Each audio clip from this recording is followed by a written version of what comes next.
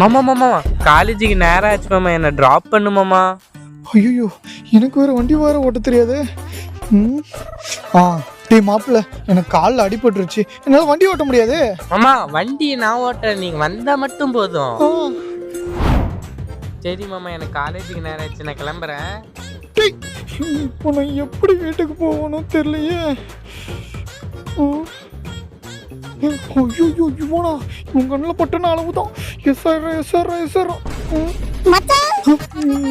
மச்சி மச்சான் ஒரு ஹெல்ப்டா மச்சி, எனக்கு பொண்ணு பார்க்க போறாங்கடா. எங்க அம்மா அப்பாவும் பஸ்ல போயிட்டாங்கடா. நான் பஸ் பிடிக்கிறதுக்குள்ள பஸ் போயிருச்சு. நீ இன்னொரு பைக்ல போனா பஸ்ஸை கண்டிப்பா பிடிச்சிடலாம்டா.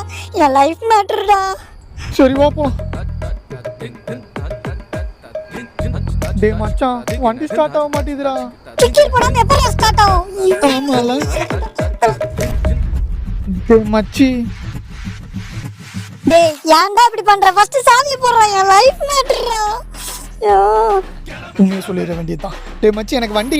நீ எதுவும் பேச வேணாம், வண்டி எடுத்தா மட்டும் போதும். உனக்கு ஒரு கும்பிடுடா. உன் தலையெழுத்து எவனால மாற்ற முடியும்? சாமி, எங்க 2 பேர்த்தையும் பத்திரமா நீ தான் கொண்டு போகணும்.